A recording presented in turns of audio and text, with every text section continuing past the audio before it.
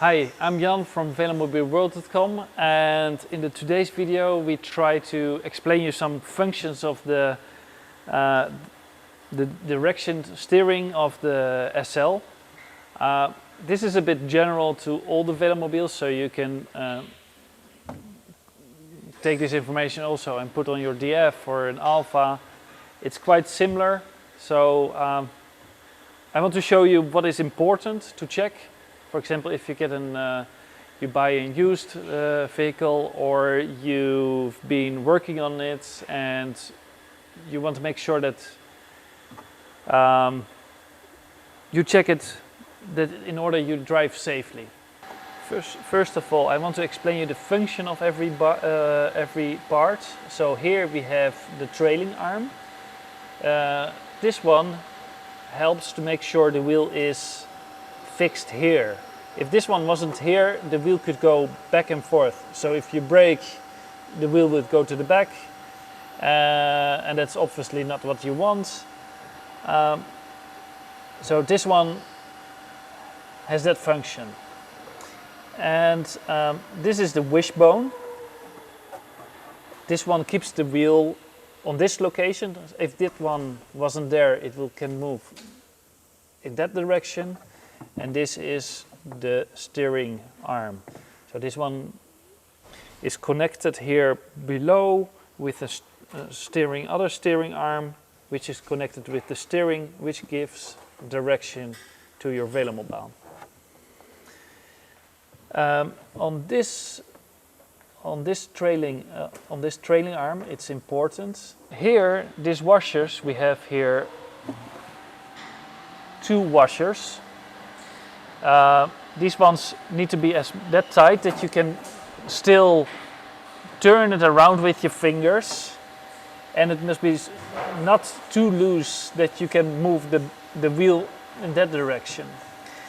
The reason for this is if you tie this nuts too much, you will bring very much tension on this trailing arm, and by every turn you kind of try to put a bending force on this trailing arm, which can result in breaking the trailing arm,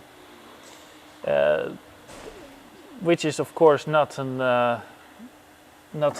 what you want. The wishbone. So here we have the wishbone. It's important to check, for example, if the wishbone is straight. For example, if you buy a used Velomobile and somebody went very hard through a corner, drove in the corner in a pothole, these ones can bend. It's possible. And if these ones are bent, the trailing is not good anymore. So it's good to change this this wishbone. This is a standard M6 stainless steel bar, so you can find them quite easy with a local shop. And second thing what is very important is that these ones have a bit of freedom, like I think 15-20 degrees it can move from left to right. It's also important you have here a bar ends, and you have here the other bar ends. These two bar ends need to be aligned with each other, otherwise it cannot make this movement, which is not good. So it's obviously good to check sometimes if this counter nut on the bar end is still tight. You need to tighten it like this, so it's a bit of an hassle, especially if a big camera is still between me and the tire. And then you keep this one counter, and then you tighten this nut still. So here at the steering rod, you check also this one. You can check also that one.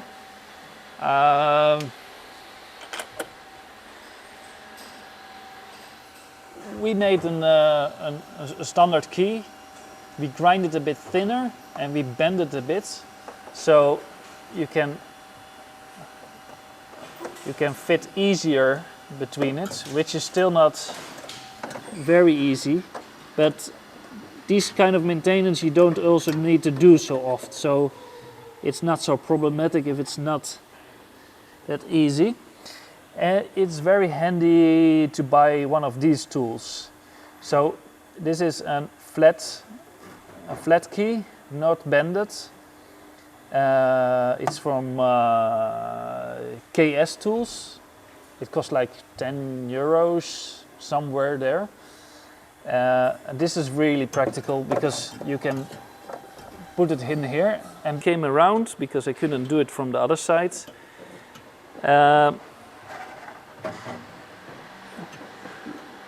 As you can see, it's still not, I don't have that much space, but at least you can now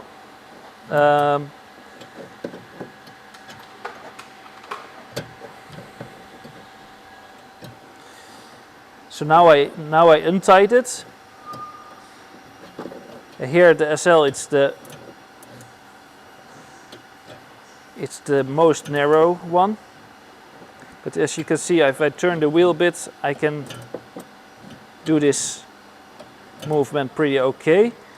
And I turn it around the key to make sure I tied it again. I will show you also on I have here a bar end. So this is galvanized steel. We cannot get them with stainless steel, so they can rust. So it's a good idea to at least like once a year take it out each other, put some fresh Vaseline on it, and put it back. When you put it back, put some Vaseline here, so it's protected against corrosion. So that's an important thing here to do. Here normally there's a sticker on. You can peel off that sticker, and then you can see herein. So what is also important to make sure that these screws are proper tight, so you don't have play here. This one needs to be really tight, or need to be tight. You can see it here. Here you see an open slot. If the slot is really like completely conic, you over tight it a bit. This screw you don't need to tie it. So this is the cardan, and here's glued your steering, and here is the bearing which is in your carbon part, and here this is that part. This screw, what you see here, this is for adjusting this part. If you tight this very much, you will compress these parts together, and your bearing of the steering is not going proper anymore. So you shouldn't do that, because otherwise, if you turn left, the bicycle stays to the steering to the left. It doesn't come back to its original position. So that's something to be aware of. This one is only like for adjusting this height, and this one is really making sure that so here your steering is, as you can see, I do here the steering, and you see this steering point, this steering arm is pushing the wheels for the left and the right. So this screw is clamping on the axe and transforming the steering power on your steering towards the wheels. So this one definitely have to be proper tight. Also, if you have an older one, check here if you have maybe some cracks. If this aluminium starts to crack, then you definitely have to change this one, because it's not proper. It's not a good idea, because you can lose. If this completely crack off, then you have no steering. So after you maybe did some maintenance, you changed some bar ends or something else, it's very important to measure if the wheels are in track. So you measure here from the middle point of your tire to the middle point of the tire. You measure here from the middle point from the tire to there, and there. I will put the dimension in the link. I hope I told you it clear or explained you clear enough. It's not complicated scientific things to work on here. If you have some questions, just let us know in the comments. If you say, hey, this could be for a next video a bit better, just let it behind in the comments. We want to build a video database for you guys to see at home how you do maintenance yourself, because often the dealer are far away, and it's just easier if you can do it yourself, because you get better understanding of your own vehicle. So if you hear some sounds, you know, this is the problem, I can fix it very easy. For example, if one little screw came somehow a bit untight over time, it's a job of, like, say 3 minutes to fix it. And if you would go to dealer to fix for him to fix it, you're a couple of hours disappeared. So I really encourage you to work on your Velomobil yourself, to learn how to do it. Have fun. See you next time. If you liked our video, please consider subscribing of it. If you want to let some comments behind with some ideas from other videos, just put it in the comments. We have also a website, velomobilworld.com. Have a look. Have a great day. Bye bye.